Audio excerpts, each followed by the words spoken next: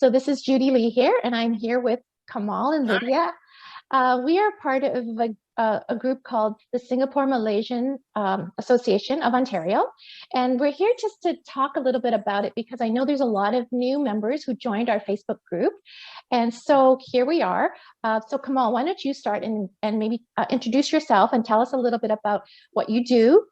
We're all volunteers, by the way. So yeah, and then Lydia will continue right after you. Okay, Kamal? Okay, all right. Yeah, the Singapore Malaysia Association, we've been, I don't think anybody knows for sure how long it's been around. It's gone through a few name changes over the years. Right now, we're known as the Singapore Malaysia Association, or SMA, just to keep it easy for everyone to just say it. I've been involved with the club since 2000 when I migrated here for good. Currently, I am the president. We've had a number of people that have come and gone that have been presidents, secretary, treasurers over the years. So, you know, this club goes back different generation of immigrants from Singapore, from Malaysia that's been around here. What we do specifically, I guess, if anything, it's been sort of a place where people from Singapore, people from Malaysia can come, socialize, especially for those new immigrants who are, you know, just coming to this new environment. It can be kind of scary, kind of lonely, trying to figure things out for themselves. So we try and help them out when they reach out to us. We basically, you know, the first thing always is, where do you get Singapore Malaysian food? You know, where do you get for those kind of groceries, that kind of stuff? And then next after that, of course, is, you know, they want to network with people from back home, just so they have a sense of belonging as well. So we kind of try and provide that kind of an environment. So if anything, we are, you know, just geared towards social functions, just to help the people from back home that are migrating here and helping them to transition as smoothly as they can. Yes.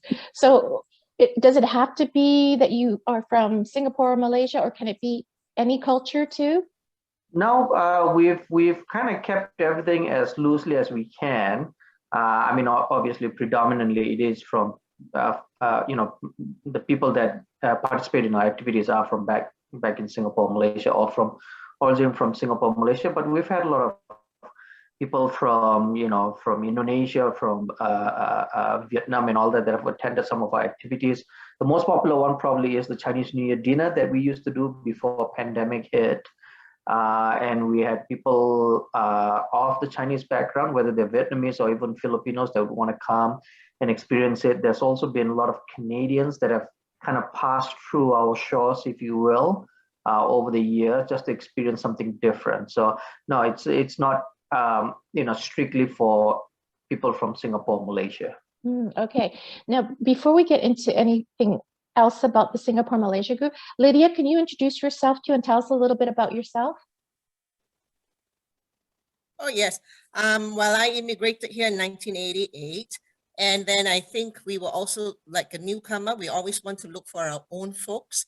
So we were in time in the early 1990s. And then we got to network. We met the people there. They were very helpful. But, you know, Toronto in those days, the people were still sparse and far between, right? Yeah. So we joined the Singapore Malaysia. It was called the Singapore Golf Club, I think then. And then you mean everybody played golf? You mean people played golf together? As a golf club. Oh, really? Yeah. Okay, I did not know that. Yeah. Okay, that's interesting. So then, yes. Then after that, my husband was one of the president, and I helped him to start organizing events. I think that became the late 1990s, and ever since then I've been helping Kamal when he came in at 2000, helping all the events, mainly the background. I am not so much of a front person. I always push Kamal to do that while I do the back end. Oh, okay. So, and also Kamal, you didn't mention what it is that you do. You're a real estate agent or a realtor as well, right? Professionally, yes, a realtor. Yes. Yeah. So okay. No, I just wanted to highlight that as well. As I said, we're all volunteers here, and So, and we're always looking for more volunteers because all our events are volunteer organized events, right? And so maybe we can talk about some of the past events. I know you mentioned the Chinese New Year dinner, which I personally love that one. We've been going to that for many, many years when my children were young even, and now they're grown up. And so I kind of miss it. I mean, with the whole pandemic and COVID, we haven't been able to do it for the last 2 years, I guess. So it's Yeah, kind of this would be sad. the Yes.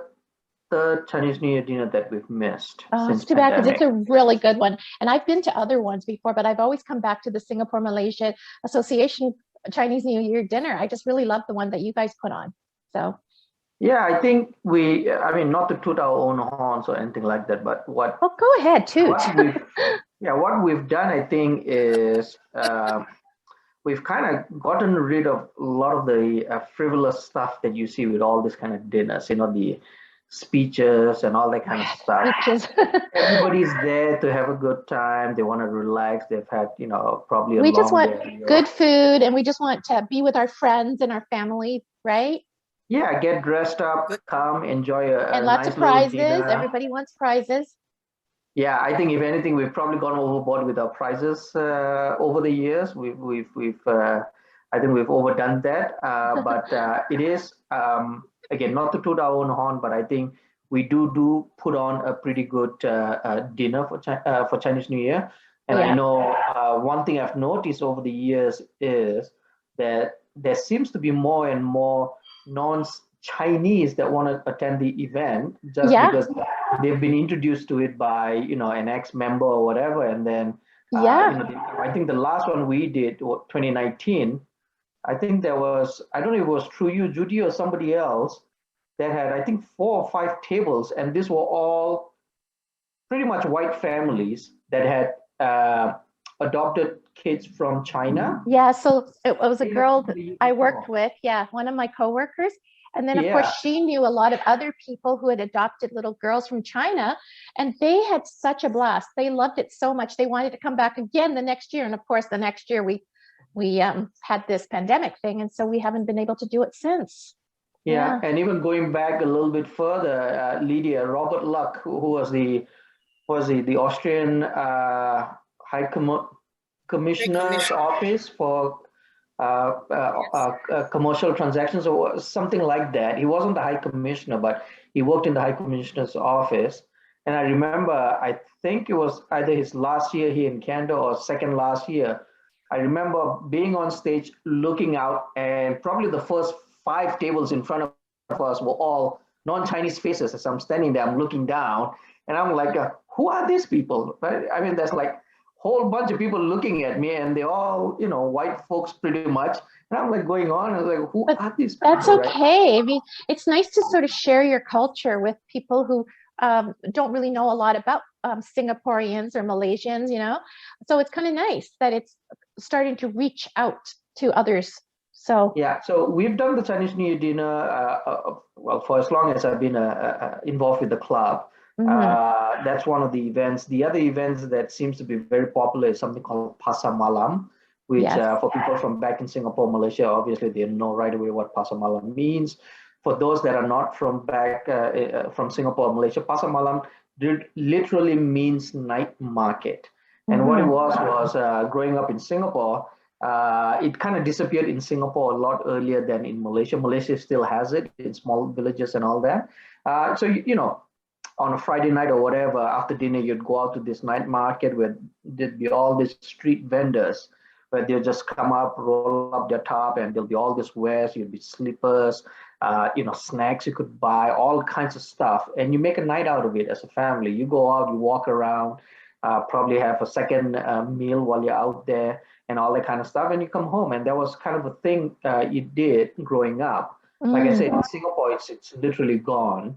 But in Malaysia, especially small towns, you can still see it. I was back in Malaysia in 2018, and I remember walking around in Malacca when we were there on a visit. And just there was a night pasar malam going on, and we just walk out. We pick up stuff, snacks, and stuff like.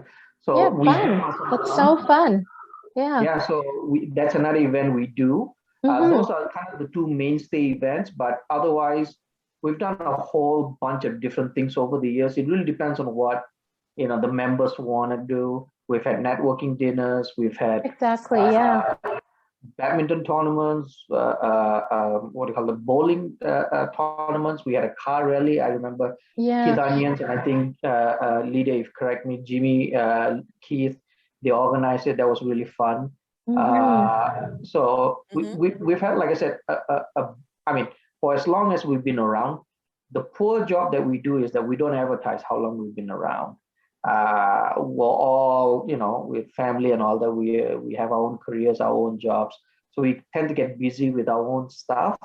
But as a club, I suspect we probably predate most of the clubs that are out there today.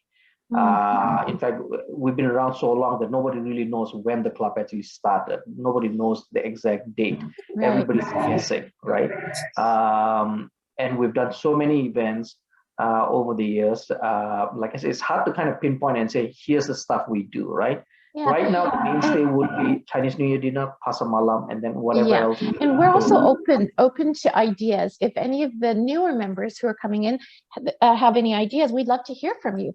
So, and we're always looking for volunteers because, again, when you have more people helping out, it's a lot easier on the rest of us who are doing a lot of the work.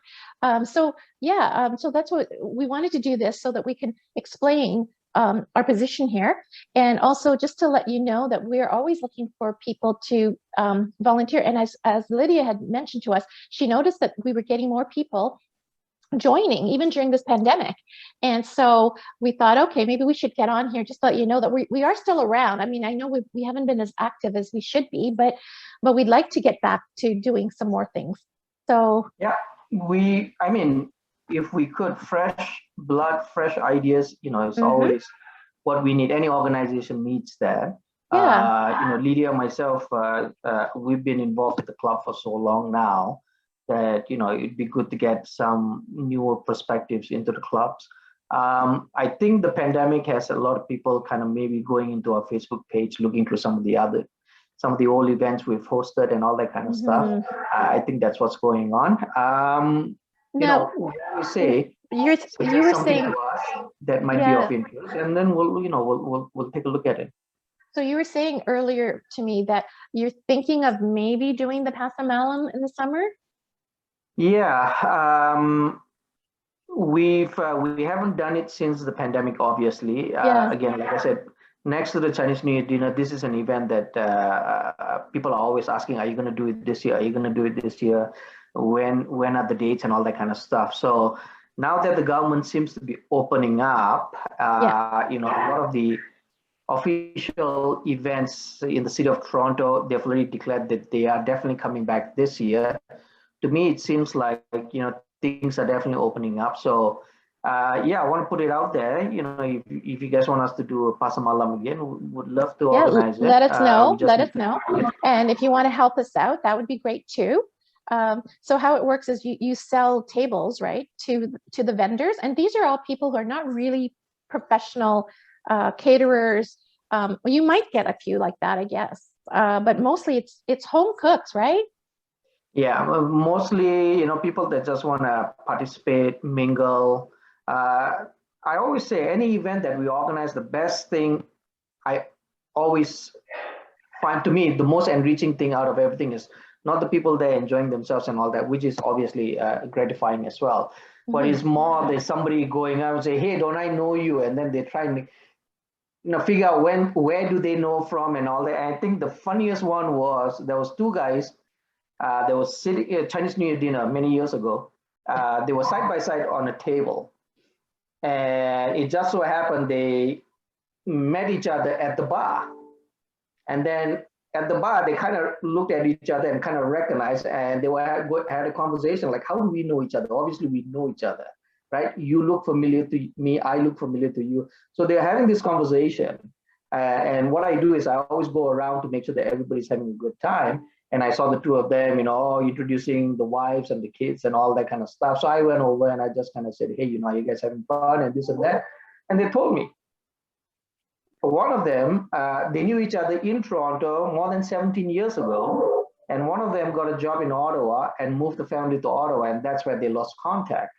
And now that the couple from Ottawa is retired, they had more time. So when they were visiting here, they decided to come into the Chinese New Year dinner, and then he bumped into his old friend. So stuff like that to me is much more gratifying, right? When old friends are reconnecting and all that. So to me, that's kind of, I guess, what gets me excited about organizing events like that is when you can see people reconnecting after all these years. Yeah, for sure. So that's great. So Lydia, do you have anything that you want to add to this? Because then we can wrap this up, and we can always come back and do another one another time.